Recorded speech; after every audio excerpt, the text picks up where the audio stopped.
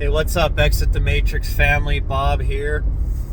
Hey guys, I hope you're having a great day. Thank you for joining me on this morning talk. Today, I wanted to introduce you to a new theory that's quite radical, but it's one that I've formulated, based on all my years of research and reading and studying. And it's actually going to make a lot of sense if you can wrap your mind around it. And this is something that the religious side is not going to agree with, and this is something that the academic side is not going to agree with, because it kind of punches holes in both of their theories. And the theory I'm talking about is essentially the nature of man, the nature of creation. At least in this realm, in this matrix. And it's what it's something I've been deep thinking on for a while, but it's what I call the blueprint theory, or you could call it the species blueprint theory. And I have spoken about this in some of my past videos, and I've even I had a video basically about this I did about a year ago, and I actually had another YouTuber do a video on it, trying to argue my points in it. But of course his points were coming from what we're brainwashed and propagandized in school to think and to believe, and it fell short, because the theory that his beliefs are based on is called, is the Darwin evolution theory. And of course, this is what they propagandize our children in school with. You go to college, you get the next level propagandization of this theory, this outdated, dusty theory that the leftists they worship it like it's a religion. Then, of course, on the other side, you got a lot of the people that believe in more of a religious, a Bible or Quran-based creation story. And there's actually literally what you call the young creationists on the right that actually literally believe that the earth is only like 6,000 years old, Like, I know it's pretty crazy, but there are actually a good portion of Christians that believe that, which is just as ridiculous as the Darwin evolution. So now we're gonna deep dive into this, and first off, I need you to understand the concept of where I'm formulating this theory from, and that is that this is a simulation that we are experiencing. The Earth realm is not truly a physical realm. It's a simulation. It's some would even say it's a type of a projected, holographic simulation. And this is actually true, folks, because everybody thinks what they see and hear and smell and all that's real, but essentially all you're getting is electrical signals, that your brain receives from your senses, from your nervous system, that it's data collection that it gets from all of your senses, your touch, smell, sight, hearing, and it sends those signals to your brain, and your brain essentially creates the experience that you have here, that gives you the experience of physical reality, or at least the illusion of it. So we have this Darwin theory that your schools still teach your children, even though it's super outdated. Darwin had no clue about genetics. Darwin had no clue about quantum physics. I mean, we have advanced so far in our sciences since that point, and we're still falling back on a theory from the late 1800s. And this theory is truly about adaptation. It is not about evolution of one species becoming another species. This is a theory about adaptation that has become a theory about evolution.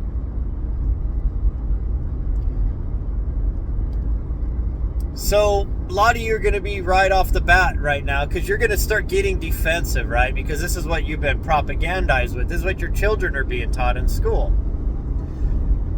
But this is held up to, scientific theory for a long time, and testing and peer review and this and that. No, it hasn't. They don't have one freaking single evidence of one species becoming another species. There is absolutely no proof of this transition. And their excuse will be, well, that transitory, creature died off. And that's where you got the break between two species, where it forked off, and then that fork in the road disappeared, and all of a sudden you had two distinct separate species with completely different coding, right? Genetic coding, right, folks?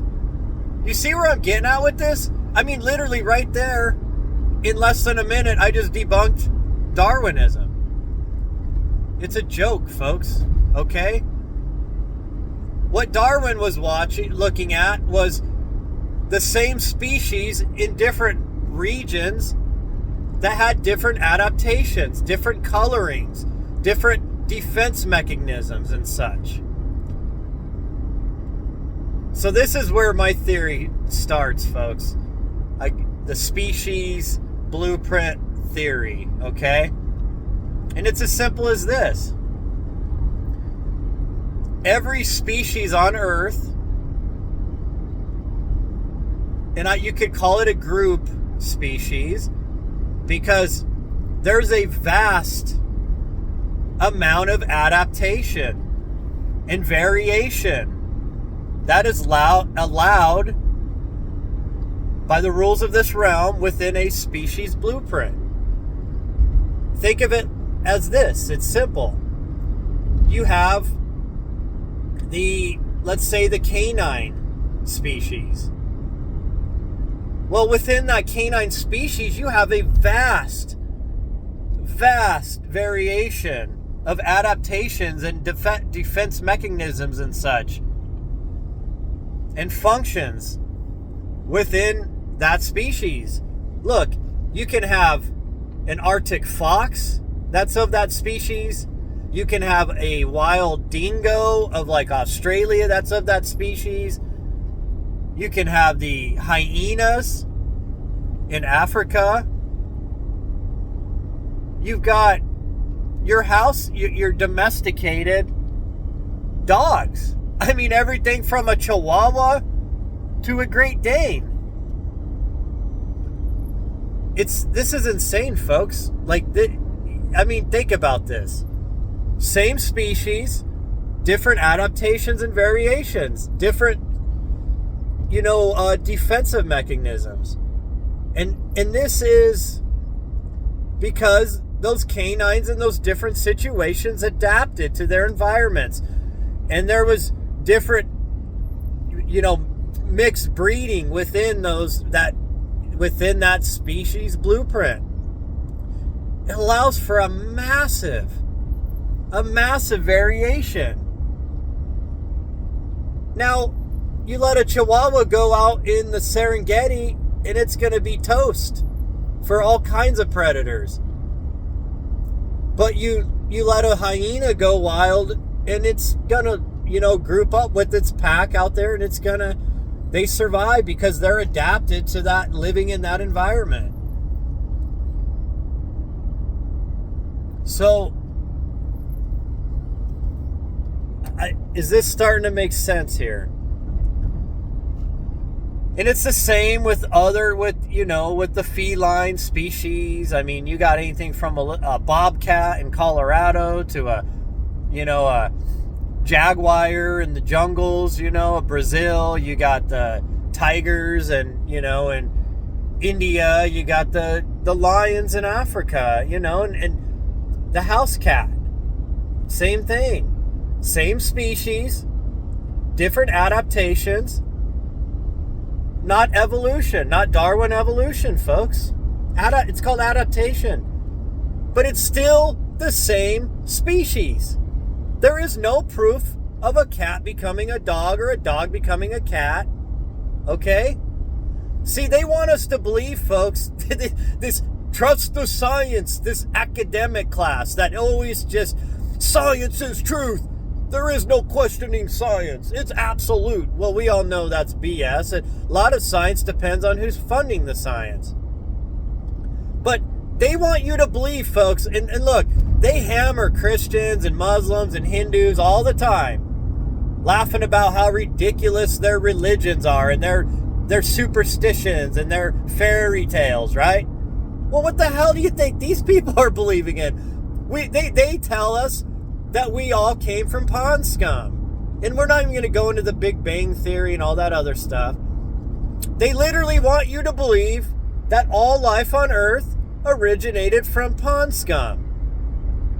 Yeah, amoebas that, got bigger and more advanced, and then eventually they turned into like fish, and then those fish turned into like tadpoles with legs or something. They crawled up onto land, and eventually that turned into mammals and birds, and eventually humans from monkeys, right?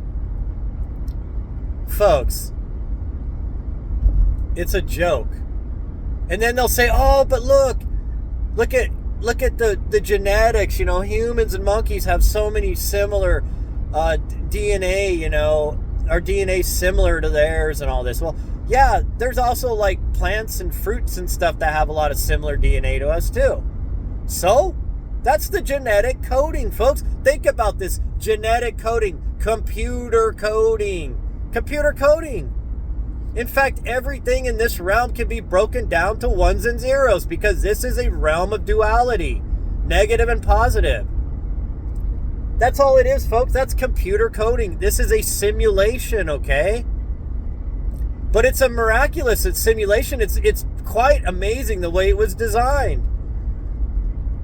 It was designed where this realm has abundance and variation, great variations. However, every species introduced to this world came with its own blueprint, its own species blueprint. And within that species blueprint, it allows for massive adaptations. Now, every time somebody from the Darwin camp tries to debate me on this subject, all they do is try to hammer adaptations over my head. Oh, well, this and that, fruit fly experiments and blah, blah, blah. Yeah, but did the fruit fly turn into a bee? Did the fruit fly turn into a mouse? No, folks, because there is no species turning into another species. Now, let me put an asterisk on that. Because we do know from the ancient texts that higher technologically advanced beings, whether they were an alien or a lost civilization, Atlanteans perhaps, or metaphysical beings like perhaps, that came from other dimensions. Think of the Anuna, the Elohim, the angels, the Watchers. And they did manipulate genetics in this realm. They did cross species genetics. They did this, and this was scientifically done. They upgraded, they hybridized the humans from a earlier hominid that was walking the earth. If you read the book of Enoch, it talks about all the plants and animals became abominations because they were manipulating the genes of the plants and animals, and they were mixing them, even mixing human genes with animal genes and such, doing experiments.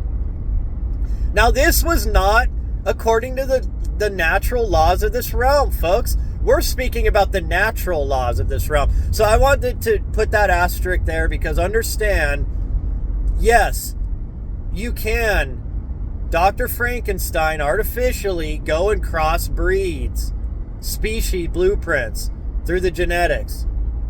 But it's not part of the natural workings of this realm. That's an artificial, injection of somebody's hand into that. So I wanted to make that clear, because that would be something somebody would bring up to argue with me on that. And I get that.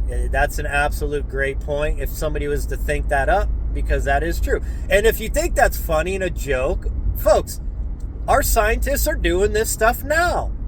They're crossing species blueprints, mixing up DNA from one species to another. You've heard of the mixing the goat with the silk spiders and all that. Look at possibly Japan, but China has been mixing human DNA with animal DNA, doing experiments. They say the U.S. doesn't do it because we have a ban on that, but you know how that all goes down, right? It just goes underground, that's all. It's just not in the open and admitted. So yes, there can be a mix of species, and possibly you could call that a new species by mixing the DNA from one blueprint into another blueprint. However, nature does not allow for this, folks. What these mutations they always talk about, they always say, well, we don't understand how, this species showed up on the earth, how that one, where it came from. We're just going to call it a mutation. That's what made that change happen. Folks, you want to know what mutation is code for? At least according to what I'm trying to teach you here. It's called that the Watchers downloaded new coding, new blueprint to the Matrix, okay? To Earth, to the simulation. See, the Watchers they're still here. They are still here managing this world. Whenever there's a massive catastrophe on the Earth and it wipes out most of the species on Earth, which has happened multiple times, the Watchers, the ones who manage this realm, you could call them the game masters if you believe in video game theory, they re-terraform the Earth, and they encode new plants, new species, and some of the original blueprints are used. And there's adaptations for this new change in the terraform, the biosphere of the realm. Think of the saber-toothed tiger that used to live on the Earth during the Ice Age. It had to be even hardier than the tigers nowadays you find. It had thicker fur, longer fangs. It was bigger. Bigger than even the biggest lions now. Would make the lions now look like, bobcats. They were massive. But it was still the feline species, folks. However, there are many new species since the last cataclysm. And that's because this realm is a working experiment. It's always being updated, okay? Sometimes I start to question, folks, if that's what causes Mandela effects. The glitch in the Matrix, so to speak, where people remember things differently than they used to be now, than they are now. Sometimes I wonder when they update the simulation that it causes glitches sometimes. Think about it when you get updates on your computer or on a video game. Sometimes if they don't work out all the bugs, when they do a new update, it might cause a new glitch, Maybe you're on a game, you play, all of a sudden, your character will start doing erratic things and it'll start glitching out. So then they got to come back with a patch fix, like a couple days later when they realize, oh crap, we didn't get that bug out. And so then they fix it. They send out a patch and then it fixes that update that they send out. Think about this, folks. Perhaps that's what happens sometimes when they do massive updates on this, in what you could call the computer system of the simulation, the quantum field. It could cause glitches sometimes. I know this sounds so far out for a lot of people because you haven't probably researched quantum physics. You haven't probably researched the ancient teachings, the Vedic texts about Maya. You probably never read Plato's Cave. You've probably never researched the Book of Enoch or the Gnostic writings or the cuneiform or the Egyptian, the Emerald Tablets of Thoth. I could go on and on and on. But you probably never studied any of that. See, the only thing you've read is what they taught you in school about evolution, right? And you believe it's gospel, the gospel of their religion, right? Trust the science. But folks, their theory is BS. You cannot prove Darwinism because they have never been able to produce or find one single proof of one species making this transition into another species, in between, so to speak. The connection point, the link. They always say, oh, we still haven't found the link of humans to monkeys, right? Folks, it's because the Elohim were experimenting with many different types of hominids on the earth at one time. And then once they chose the proper vessel, they further updated that hominid with their DNA, tinkered with the genetics, like fusing the telomeres together and giving it the God worship coding. And then that was the perfect avatar they created to allow conscious energy to come experience this realm through the human avatar, the vessel, the body. And I don't have time to go into all that, but I've done talks explaining the tree of life and how these Anuna, these Elohim, why they created the avatar, and how spirits enter this realm and use this avatar to experience this realm. So go back and look at that. You can find it in my videos. So I've tried to make this as simple as I can for you folks, okay? And I know this goes against a lot of Christians' beliefs and all that too. Because for one, they believe Elohim is a singular God because that's what they've been told. No, go read your Bible. It says, "Come, let us make man in our image, after our likeness." The Elohim, the powerful ones, the shining ones, as the Egyptians called them, the Watchers, as they're called in the Book of Enoch, the Anunnaki, the Nuna in the Sumerian, Akkadian, cuneiform, they were the ones who managed this realm. They helped terraform it. They helped build up the plant species, the animal species, and they hybridized the human avatar to experience this realm. And I've explained what this realm is for, folks, so I can't go into that right now. I'm just about here at work, so it's a Saturday. I got to get rolling, but I've tried to make this as simple as I can, folks. So the major takeaways here, and I want you to think deeply about this, and I'd love to hear your thoughts.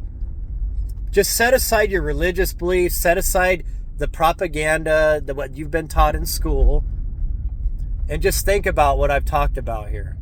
And you're going to find that my simple theory, simply explained, makes way more sense than anything that the theologians are telling you, than anything that the modern scientists are trying to tell you about evolution.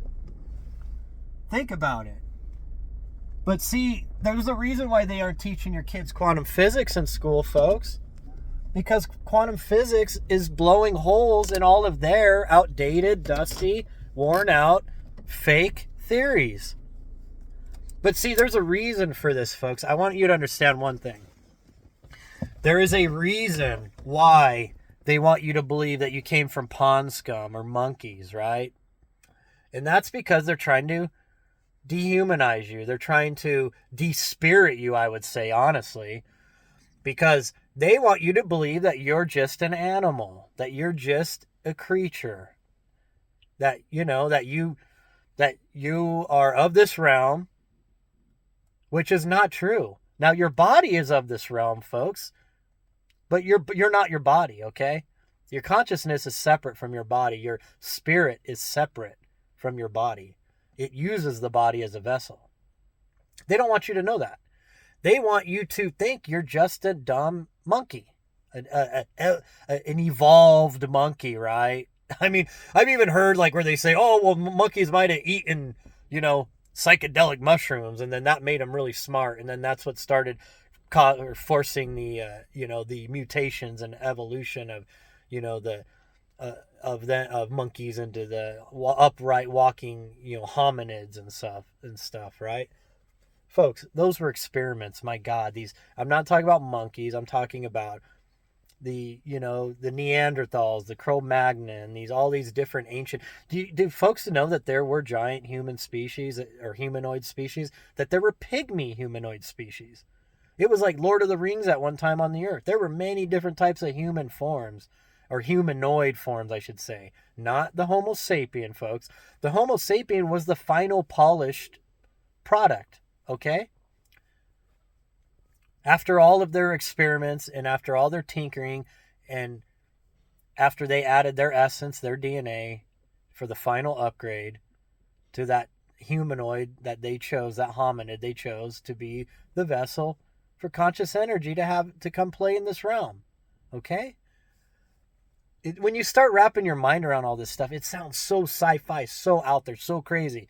Like some dystopian, crazy ass movie somebody wrote. But folks, this is it. I'm telling you, it makes the sense. It makes all the sense.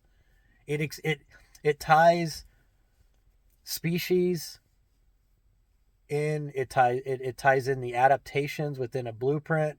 It ties in simulation theory. It ties in quantum physics all together with a neat bow on top. Okay, it makes way more sense than one species turning into another species. That does not happen unless it's some, highly intelligent being doing the genetic manipulations in like a laboratory setting, which humans have that ability now, which the Elohim had the ability to do. See, there's a saying, there's nothing new under the sun, right? But we're just starting to do what the Watchers did, at least the Watchers that went against Prime Directive, that came to this realm, were supposed to manage this realm, and then they decided to play gods in this realm. Okay? That's exactly what happened. That's your story of the fallen angels. They were the Anuna, the Elohim, that instead of just managing this realm and helping life thrive here and building this avatar for consciousness to come experience it, they decided to set themselves up as gods in this realm. And they are the gods that your religions worship, okay? And for those of you that are atheists here and have been listening to all this, you do have a spirit. I hope you know. How about you go study some NDEs or OBEs? I literally, this morning, I was doing a post, and some guy was jumping my case about, like, what was it about? Something about, making fun of me for saying we have spirit, that we are spirit, conscious energy and not the body. Oh, no, we are the body. Once you die, you're dead. That's it. And I was like, no, we are a spirit inhabiting a body. How can you prove this? Show me the proof. I mean, these idiots, man. See, he's got to be a troll. I don't even know if it's a real person. And I just simply said, go research NDEs and OBs. And of course, what is that? Oh, that's stupid. That's just make-believe. Whatever, dude. I'm at a point now, I don't even debate these fools, man. I mean, this dude believing we came from pond scum, probably. That we came from monkeys. I mean, so he don't have a very high look on what he is. Because he just figured, I'm just a dumb mammal, right? I mean, that's why they want you to believe that. Because they want to dehumanize you, to disempower you. They don't want you to understand that you are an immortal spirit, a god, literally a walking god on this earth, in a human body that limits your abilities. And that's the truth. And that's because we choose to do that, to experience a different type of experience, that's why we come to earth, to experience the duality of this realm. And we wouldn't be able to do that unless we had a vessel to do it. And the humanoid shape is the perfect vessel. With the senses, the way the body was designed, it allows us to experience in totality this realm. But if you look, there's never been the link between two species, one becoming another. Okay, folks? Everything you see in this realm was coded like a computer code. It always has, it always will. But within that coding, it allows for massive amounts of variation. which is absolutely amazing. I mean, the way this realm runs it is quite magical if you think about it. I mean, look at, like I said, look at the massive varieties just within the canine or the, the feline species. It's crazy. But because a cat, because a certain feline adapts to a different environment and its colors change, maybe it gets maybe longer claws, or it gets more of a camouflaging like color to it to match that area, doesn't mean that it just evolved. It means it adapted. Come on, man. Because consciousness, folks, controls this realm. Everything is consciousness. Down to the smallest subatomic particle is consciousness. So think about this. Consciousness itself possibly is what can update the computer coding. When consciousness knows something needs to change, it starts that change of the genetic coding. Maybe that is what the true mutation is. It's that consciousness, putting its thumb on the adaptation of a species. And it knows that, look, this needs a change. And that consciousness, that source energy within everything can literally rewrite the coding on, in this realm. Maybe it isn't that they're just these beings, or just, maybe they don't have to actually from the outside in, update this system and update codes and add new species blueprints. Perhaps just the consciousness within this realm is able to make those changes happen, which really will blow your mind if you think deeply on that. I don't know if I want to totally, buy into that. I'd have to think deeply on it. But wow, that kind of opened a door of a different type of manifestation I never thought about. But anyways, interesting, right? So anyways, folks, I hope you found this at least entertaining and interesting. I'd love to hear your thoughts on it. I have never heard anybody else talk about this. Okay, maybe there are.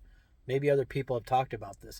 But the reason why people don't is because it'll seem crazy to the people on the right and the left. But see, me, I've never worried about being the one on the middle road, because the middle path, because, I have tried to learn how to bring my polarity to the center and not be just swinging like a pendulum back and forth, right? Or just keep trying to keep the pendulum all the way up to the left or all the way up to the right. Like, that's how a lot of people live. I've tried to find that balance in the middle. And when you could start seeing that middle path, you can, start kind of trekking through all of the craziness of both sides. And you start seeing things that most people don't see because their perceptions have been so propagandized, that they're so programmed that, it's like they pick sides, right? Well, I'm Team Darwin, and that's it. You're Team Darwin, you're never going to change, or I'm Team, young creation theory, 6,000-year-old Earth, and that's it. God, it was all 6,000 years, and there is no other truth but that. So anyways, guys, I appreciate you guys. I love you guys. Remember, I'm still doing the, sorry, I had to wave to one of my coworkers. They probably think I'm crazy because I always finish these videos up in my car, but it's all good. They probably wouldn't listen to this video anyways. If you listen to my videos, you're one of the true ones, man. You're a deep thinker. You love to just go deep on subjects, but this is stuff nobody talks about.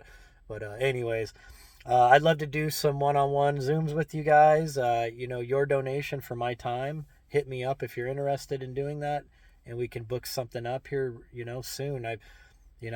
Sometimes I have weeks where I don't have any, and sometimes I have booked up weeks, so, may not be the same week you hit me up, but maybe a week or two down the road, we can line one up. So anyways, guys, I appreciate you guys. I love you guys, and I'll talk to you later.